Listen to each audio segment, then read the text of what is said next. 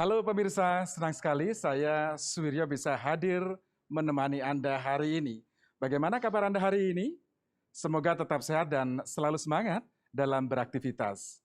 Seperti yang telah kita dengar bersama tadi, pesan dari Ketua Satuan Tugas Penanganan COVID-19 Bapak Letnan TNI Doni Monardo, Letnan Jenderal TNI Doni Monardo, mari kita libur aman dan nyaman tanpa jalan-jalan, tanpa bepergian, dan tetap di rumah saja.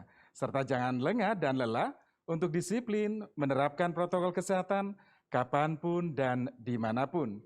Jangan lupa pula untuk mengurangi kegiatan yang berpotensi menimbulkan kerumunan.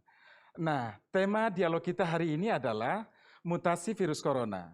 Bagaimana mengantisipasinya? Yang disiarkan secara langsung dari Media Center Satuan Tugas Penanganan COVID-19, Geraha BNPB Jakarta. Varian baru virus corona yang ditemukan di Inggris diklaim 40 hingga 70% lebih menular. Hal ini disampaikan National Health Service berdasarkan kasus yang terus melesat di Inggris bagian selatan. Nah, sifat virus menyebar melalui manusia, maka upaya antisipasi sedini mungkin patut dilakukan.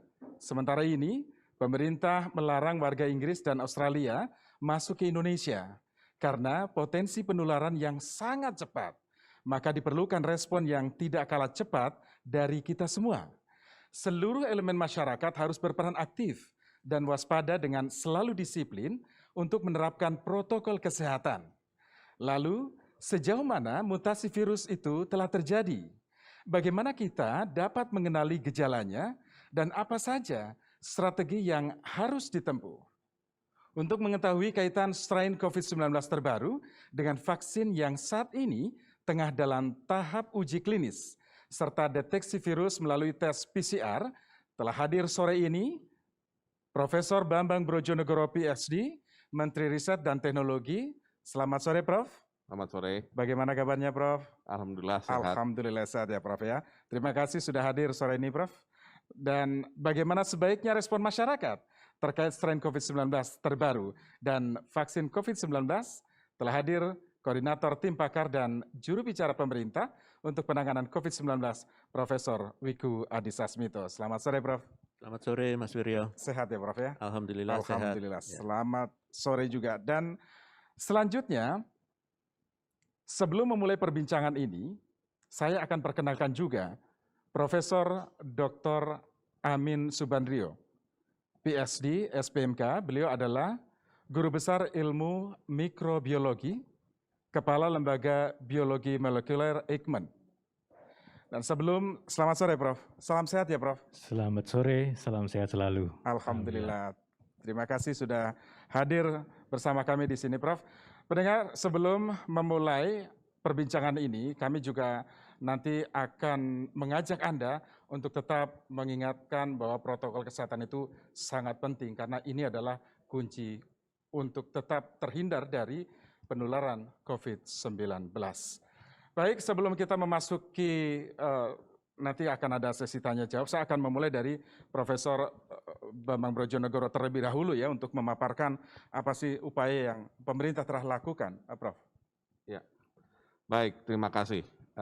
Mungkin saya langsung masuk ke paparan, ya, di mana pertama kali yang tetap harus kita ingat bahwa virus SARS-CoV-2 atau virus COVID-19 ini memang virus yang gampang sekali menular, cepat sekali penyebarannya, sehingga mau tidak mau kita tidak boleh sedikit pun menganggap enteng, apalagi dengan temuan varian dari Inggris, ya, yang tentu saja harus menjadi concern kita semua.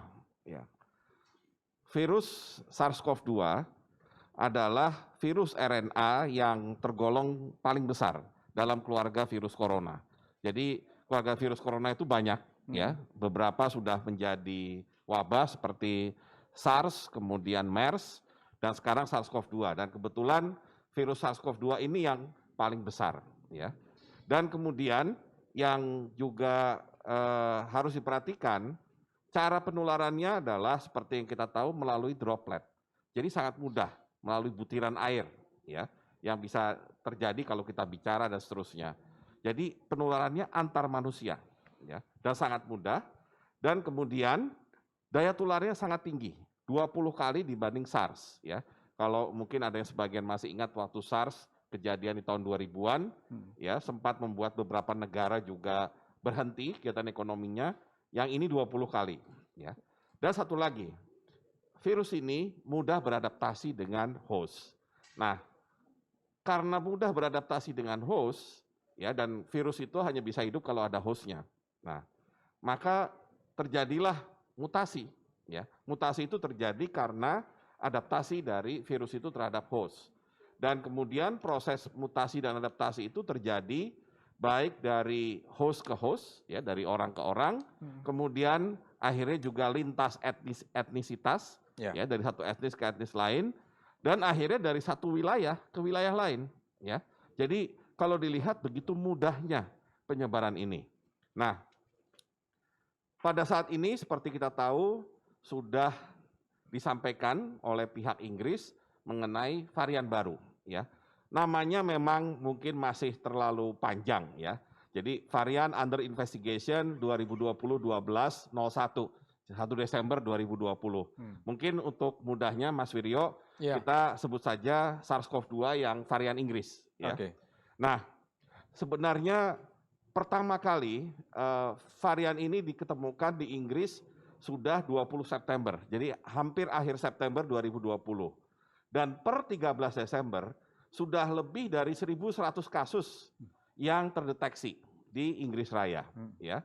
Dan kemudian peningkatannya itu begitu cepat, ya, sehingga kalau kita lihat di bulan November dan terutama bulan Desember terjadi peningkatan yang luar biasa, sehingga di Inggris bagian tenggara yang paling banyak terdampak, dari seluruh isolat virus yang berhasil ditemukan dari pemeriksaan sampel, 50%-nya mengandung varian ini, ya. Jadi sudah sangat masif di Inggris. Nah, kemudian kenapa bisa ditemukan di Inggris, ya? Atau kenapa munculnya di Inggris? Ini bukan suatu kebetulan. Ini bukan kebetulan, ya. Inggris itu adalah salah satu negara yang punya monitoring dan surveillance genomik dan molekuler yang mungkin terbaik di dunia. Karena itu mereka bisa mendeteksi bahwa ada mutasi yang ternyata bisa menyebabkan penularan yang lebih cepat. Jadi yang sudah terlihat di Inggris, penularannya terbukti lebih cepat, tetapi belum ada bukti bahwa varian ini menimbulkan tingkat keparahan yang lebih, ya, jadi tidak membuat penyakitnya menjadi lebih berat dan juga tidak menambah tingkat kematian, ya. Jadi masih fokus pada kemudahan untuk menyebarnya tadi. Tapi kita tentu tidak boleh lupa bahwa kalau kita bicara penyebaran virus SARS-CoV-2 ini, berarti kan langsung terkena kepada orang-orang yang berpotensi seperti komorbid maupun orang tua. Jadi kita tetap intinya harus berhati-hati. Nah, kemudian seperti apa kira-kira mutasi yang terjadi ini? Kita ingat beberapa saat yang lalu kita juga pernah dihebohkan dengan varian D614G.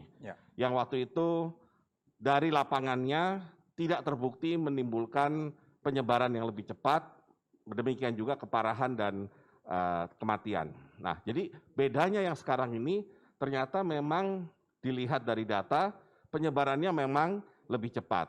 Dan salah satu yang dipengaruhi oleh virus atau varian ini adalah dia dalam tanda petik menyerang bagian yang disebut sebagai receptor binding domain, ya. Nah, ini tentunya agak beda karena yang D614G tidak menyerang RBD tersebut. Nah, kemudian selain Inggris ternyata ada kasus yang mirip ditemukan di Afrika Selatan dan Australia, ya. Mirip dalam pengertian tidak sama persis, tidak identik, tetapi punya penularan yang lebih cepat. Dan satu lagi dampak dari adanya varian ini adalah pada pemeriksaan PCR, ya. Jadi mesin PCR itu salah satunya dia mendeteksi gene S, ya, spike. Nah, kalau dia mesin PCR-nya, diagnostiknya menargetkan gene S, maka ada kemungkinan ada gangguan akurasi, ya. dengan adanya varian ini. Ya, boleh dilanjutkan. Ya. Nah, ini saya ingin menunjukkan bahwa varian ini menimbulkan penyebaran lebih cepat.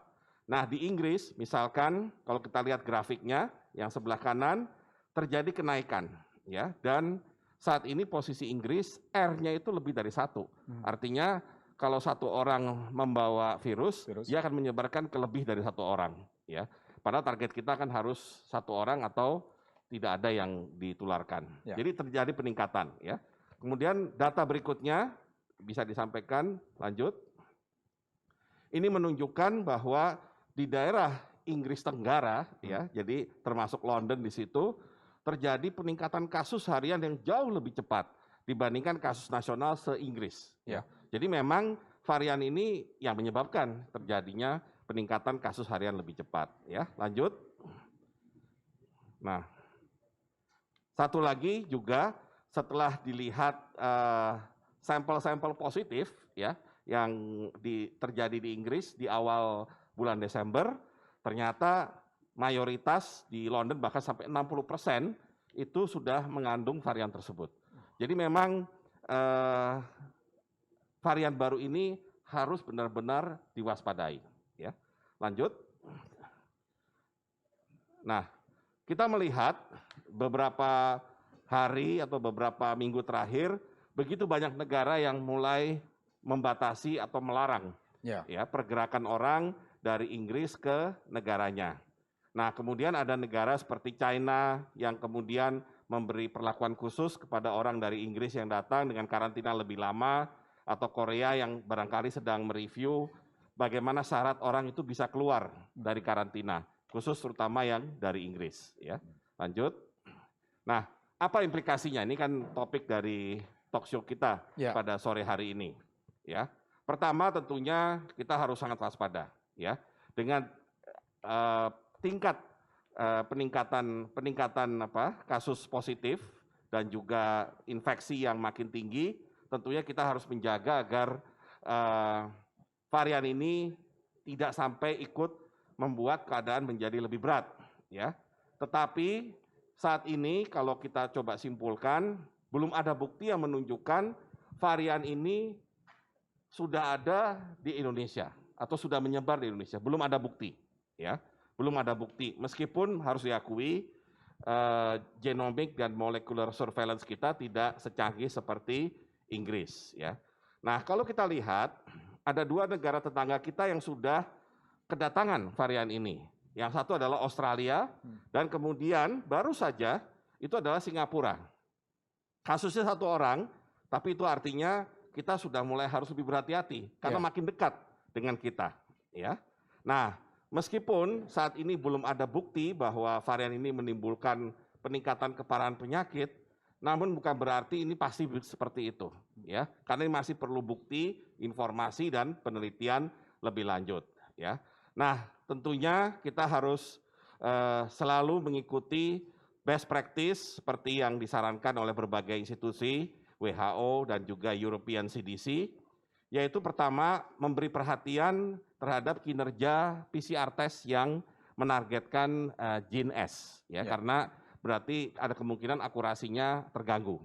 Kemudian kedua, harus dilakukan studi epidemiologi dan virologi mengenai pengaruh mutasi terhadap perubahan fungsi virus dalam hal inefektivitas dan patogenitas. Dan kemudian ini yang paling penting, kami sudah melakukan yang namanya whole genome sequencing. Namun tampaknya kita harus lebih intensif melakukan whole genome sequencing secara rutin terhadap virus SARS-CoV-2 ini.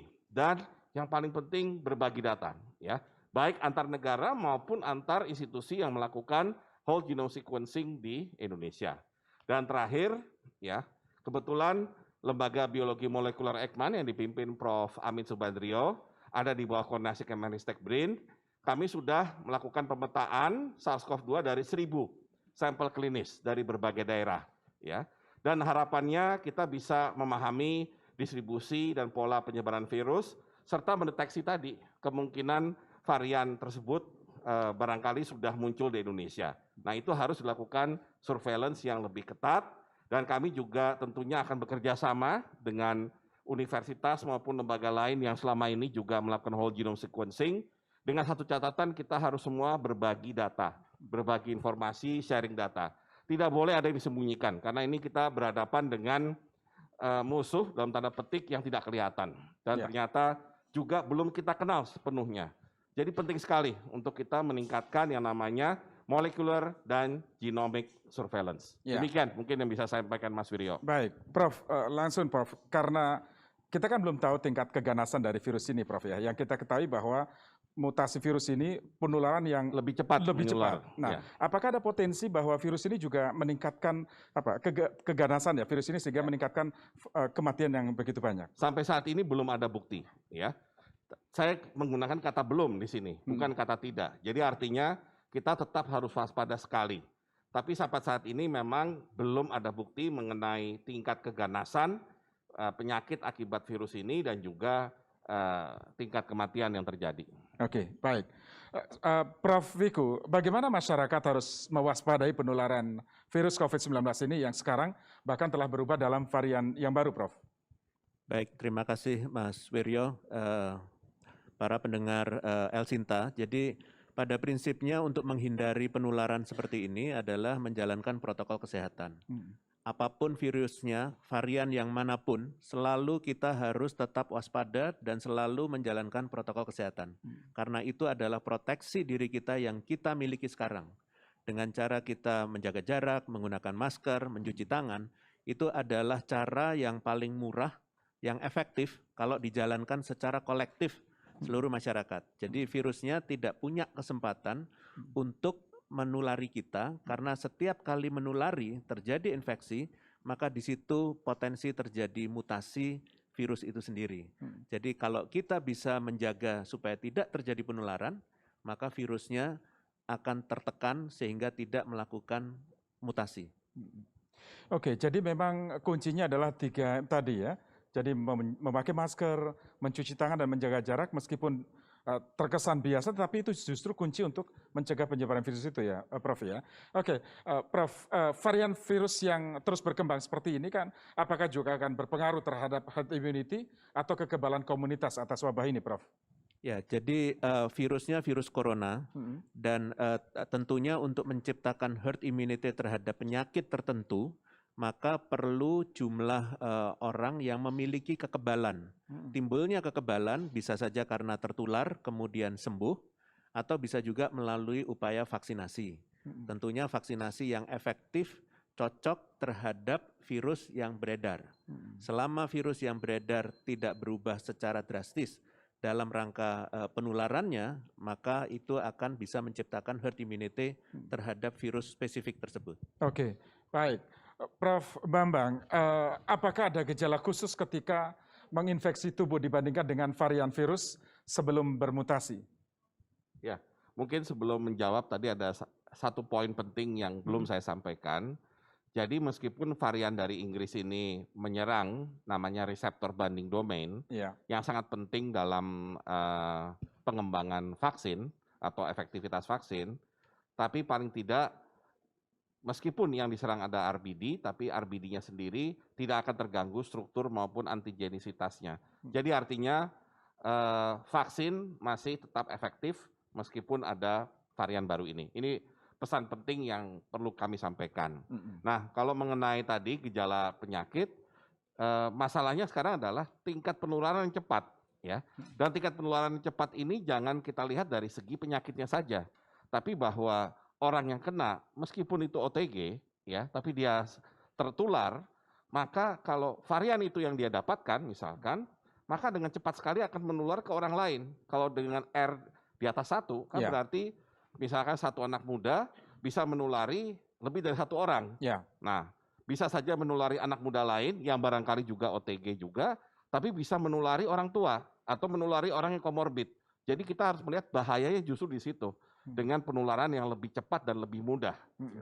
Ya, Prof, apakah munculnya varian baru ini juga berpengaruh terhadap kondisi geografis suatu wilayah, Prof? Misalnya perbedaan dengan negara yang beriklim tropis dan subtropis, Prof?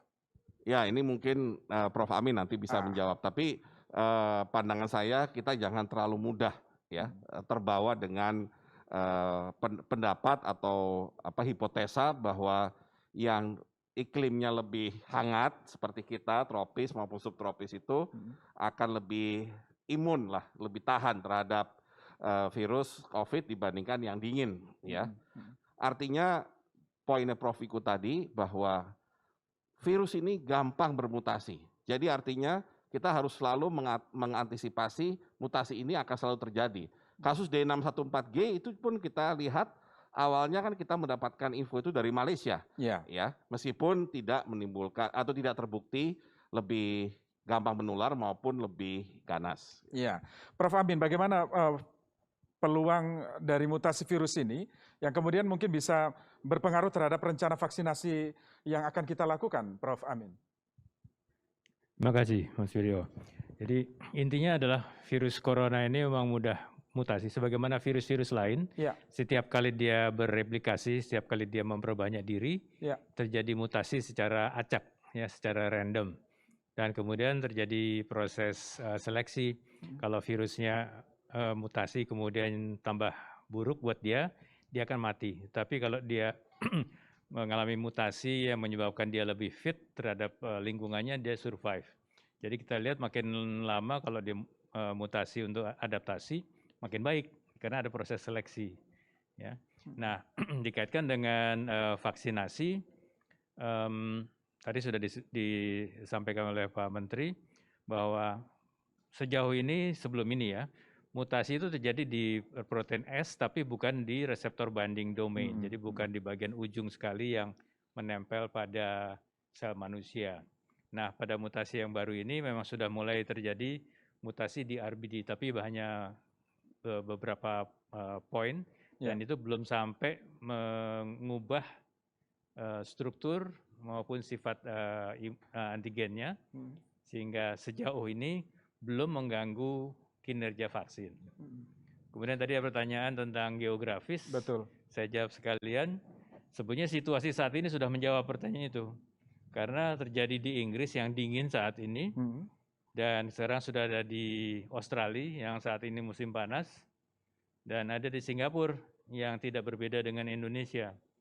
Jadi sikap kita sebetulnya kita harus waspada, harus berhati-hati bahwa virus itu tidak mengenal musim, tidak mengenal geografis.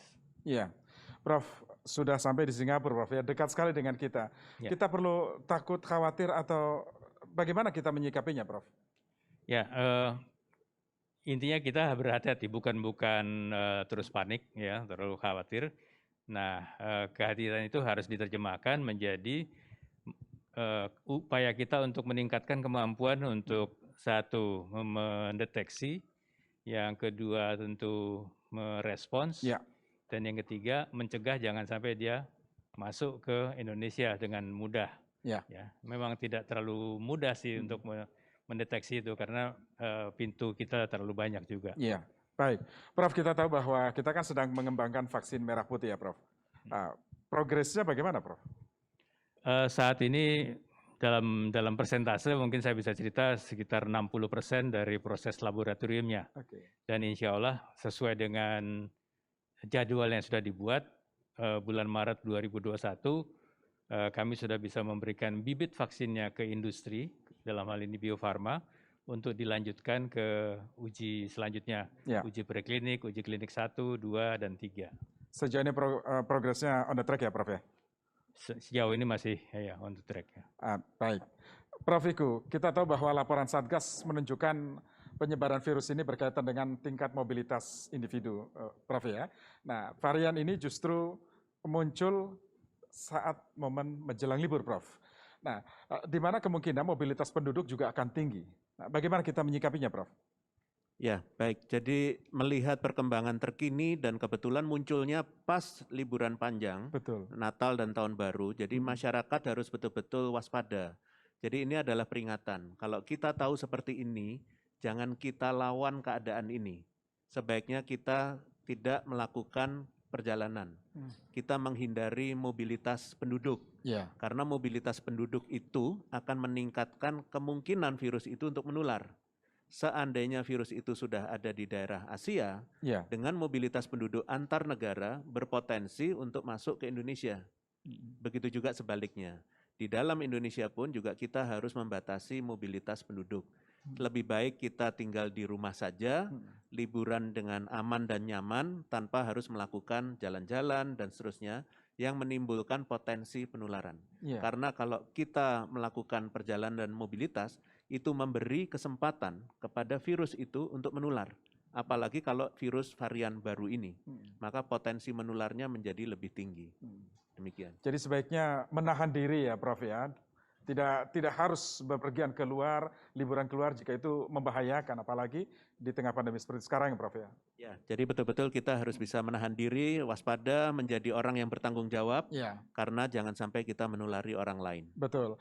Prof, jika penyebaran tidak terbendung seperti sekarang ini Prof, kemungkinan efek yang akan ditimbulkan nantinya itu seperti apa Prof? Apabila tidak terbendung, apalagi di dalam musim liburan panjang seperti ini, kita sudah pengalaman 3 kali, selalu setelah liburan panjang kasusnya naik 50-100%. Maka kalau kita nggak belajar dan sekarang adalah yang keempat, maka kita akan mendapatkan kasus yang jumlahnya sangat tinggi. Ini sangat berbahaya dan tidak bisa ditolerir. Prof, hari ini saya mendapatkan kabar jika angka positif COVID hari ini hariannya sudah mencapai di angka 7.000 lebih Prof. Ya betul, 7.199 pada hari ini. Artinya kita perlu waspada, perlu khawatir, waspada ditingkatkan, atau bagaimana Prof? Sangat. Sejak bulan November sampai dengan Desember ini, terjadi peningkatan kasus yang begitu besar, kasus aktif. Dari sekitar 54.000 pada awal bulan November, sekarang sudah 110.000. Jadi sudah 100% peningkatannya dalam waktu hanya kurang dari 2 bulan. Ini adalah alarm yang sangat penting. Jangan pernah menganggap remeh atas virus ini, Prof ya. Setiap kali kenaikan kasus itu artinya nyawa. Baik, Prof Bambang, kita tahu bahwa ketika vaksin itu tiba di Indonesia dan Januari akan disuntikan, maka masyarakat sangat bersukacita menyambut ini. Nah Prof, dengan efektivitas vaksin terhadap strain virus COVID-19 terbaru ini, kira-kira seperti apa Prof dampaknya Prof? Ya. Tadi sudah dibahas ya, baik oleh saya maupun oleh Prof Amin, bahwa paling tidak sampai mutasi yang terjadi di Inggris ini, belum ada bukti bahwa strain ini atau varian ini bisa mengganggu efektivitas dari vaksin. Jadi pengembangan vaksin tetap on track. Ya. Tetapi kita jangan lupa bahwa virus SARS-CoV-2 ini, yang tadi saya awal katakan, ini bagian dari keluarga besar virus corona. Atau ya sangat dekat juga dengan virus flu. Nah khusus untuk flu saat ini, vaksinnya itu harus di-update atau harus diganti setiap 2 atau 3 tahun karena mutasi. Ya. Jadi artinya meskipun sampai saat ini mutasi itu tidak mengganggu pengembangan vaksin, tetapi kita tetap harus melakukan surveillance yang tadi, ya, sehingga kita tahu suatu saat apakah ketika terjadi mutasi baru, sehingga virusnya berubah karakternya, barangkali juga perlu dilakukan modifikasi terhadap vaksinnya. Karena itu memang vaksin yang datang awal ini sangat perlu untuk kita mulai segera menangani pandemi ini dengan lebih baik. Tetapi yang paling penting, kita belum tahu persis nanti berapa lama daya tahan tubuh yang ditimbulkan oleh vaksin itu akan bertahan di tubuh kita, ya, sehingga masih ada kemungkinan program vaksinasi kembali, apakah tahun depan misalkan atau 2 tahun berikutnya. Nah, kemudian kita juga harus perhatikan bagaimana mutasi yang terjadi dengan virus SARS-CoV-2 itu sendiri. Iya, Prof, apakah mutasi virus COVID ini juga dipelajari oleh Eijkman? Diteliti oleh Eijkman?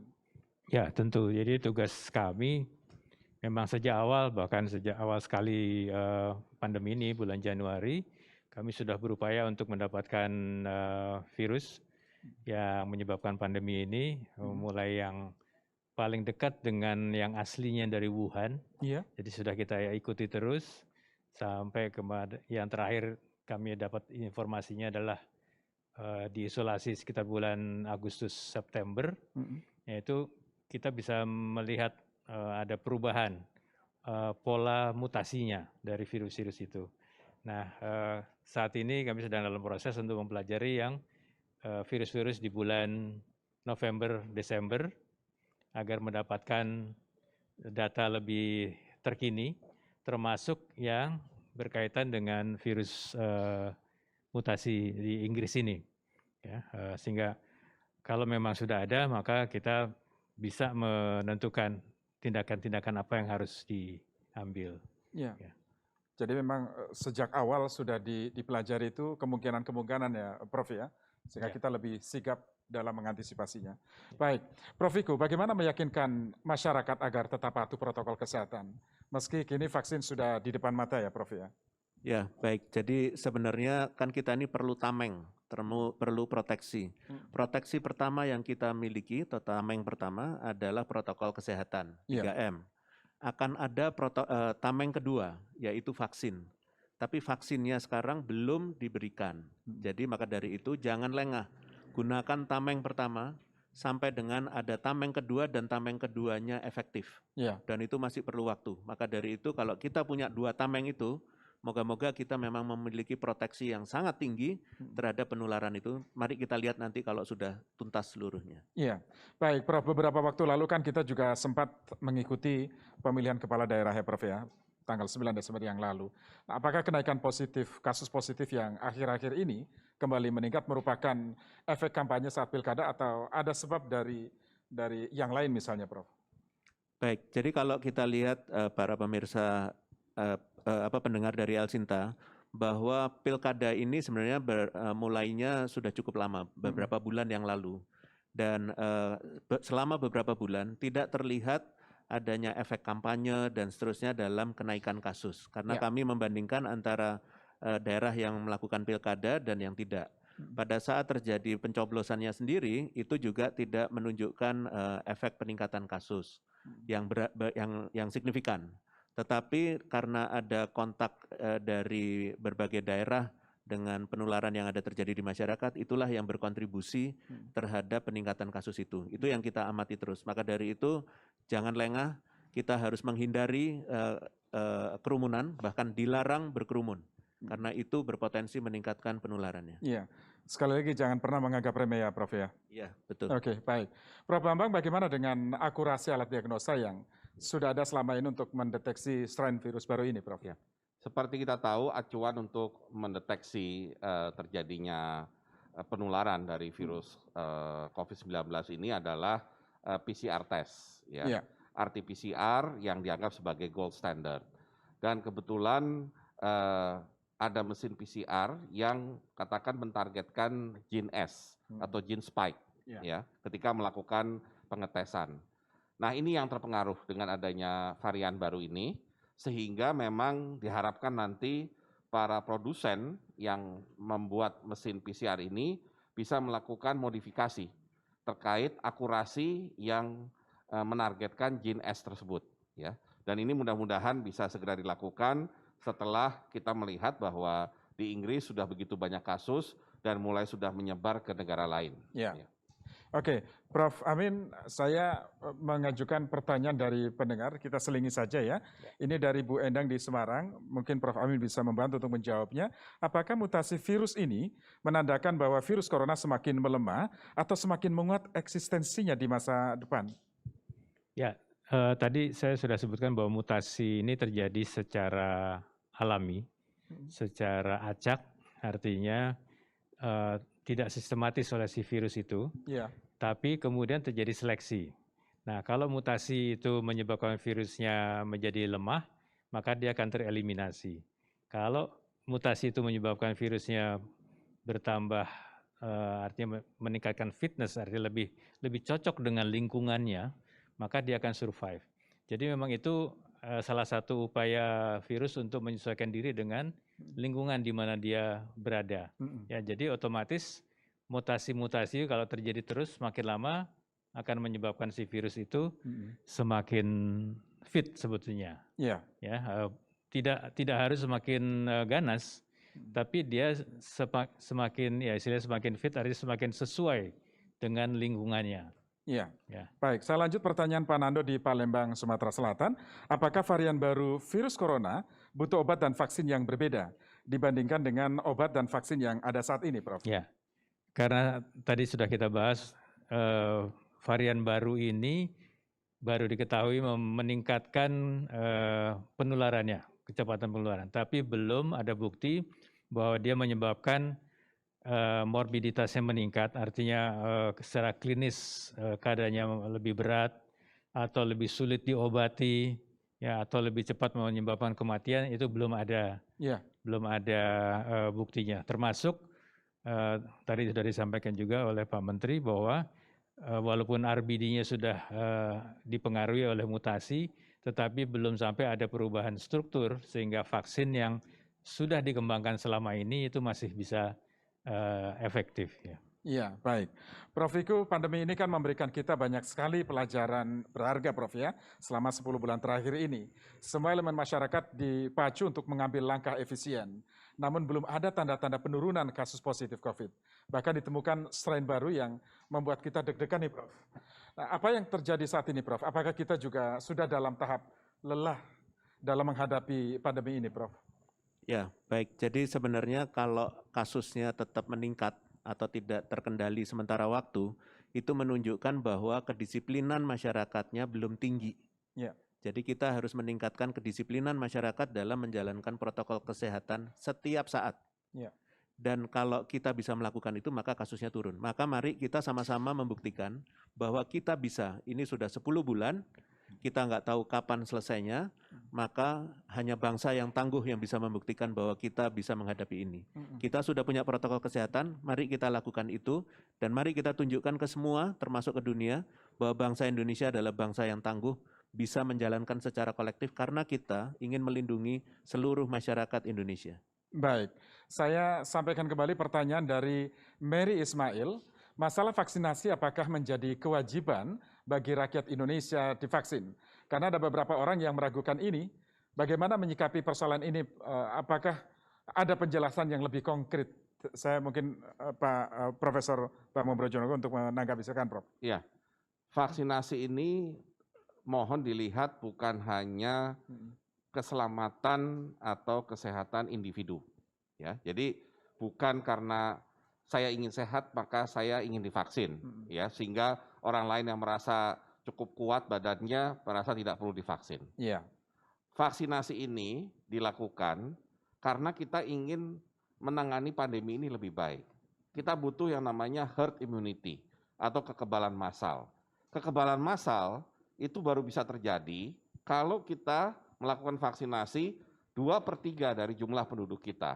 Berarti sekitar 180 juta. Yeah. Itu yang sudah disampaikan Presiden bahwa vaksinasi gratis untuk 180 juta. Kenapa? Karena ini target adalah herd immunity. Jadi kita tidak bicara mengenai kesehatan orang per orang.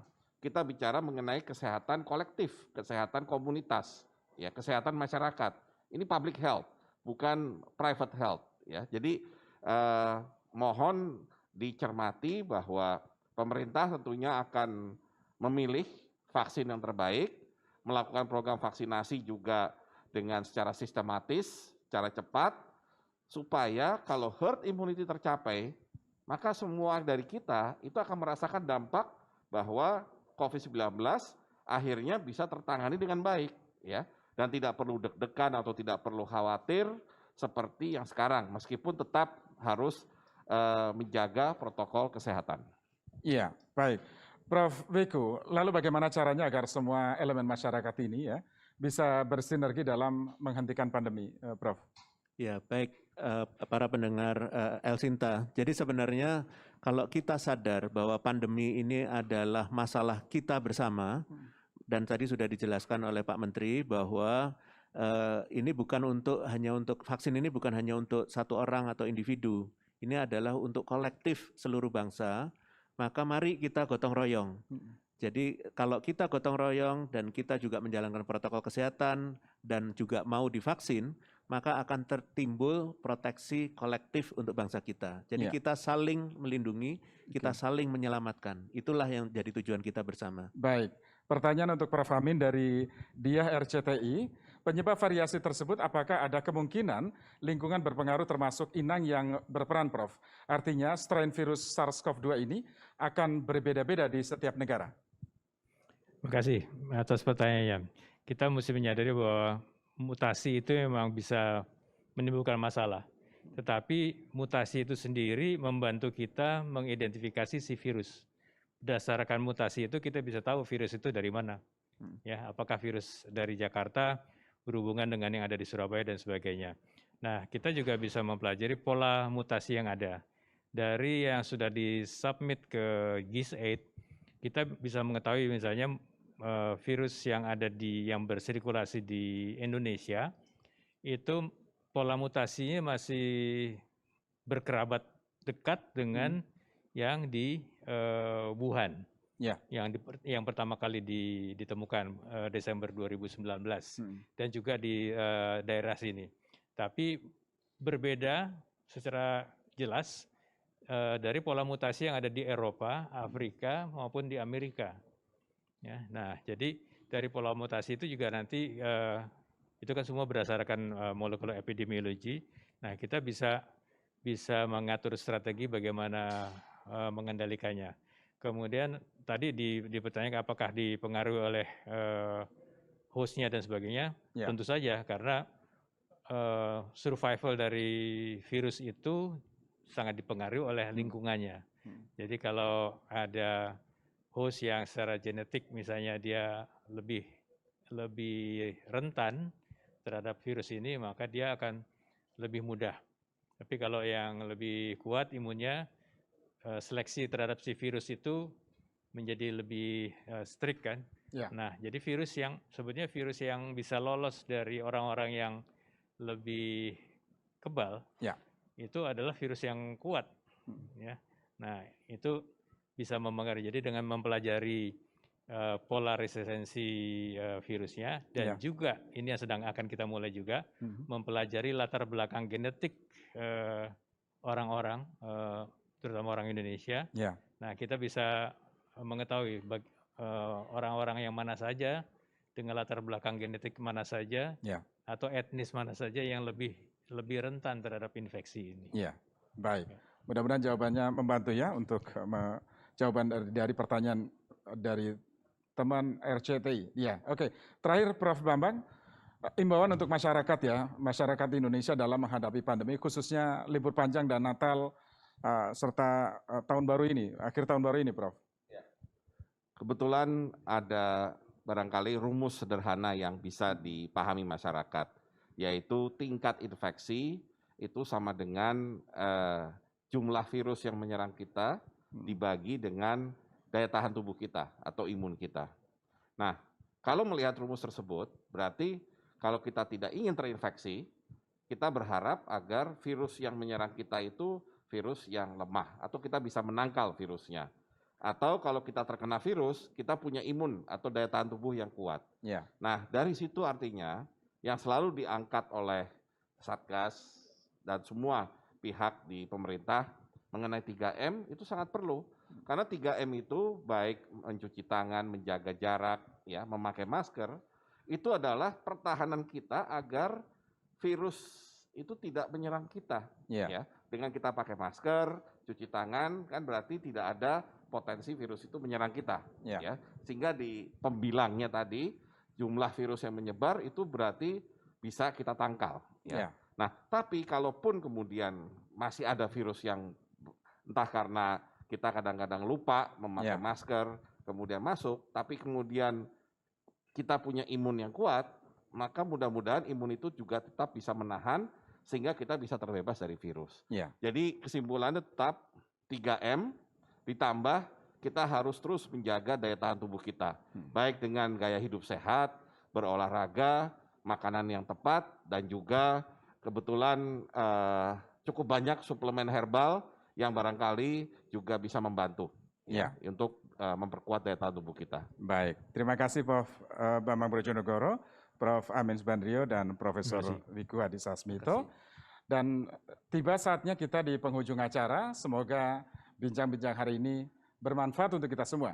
Jangan lupa pemirsa dan pendengar untuk selalu memakai masker, menjaga jarak dan menghindari kerumunan, mencuci tangan pakai sabun dan dengan air yang mengalir. Ingat pesan Ketua Satgas COVID-19, Pak Doni Monardo, apa yang kita lakukan agar disiplin dan patuh memakai masker, menjaga jarak, dan menghindari kerumunan, serta mencuci tangan, belum sebanding dengan beratnya perjuangan dokter dan tenaga kesehatan yang merawat pasien di rumah sakit. Mereka yang mengabaikan protokol kesehatan sehingga menimbulkan korban jiwa bukan hanya diminta pertanggungjawaban di dunia, tetapi juga di akhirat.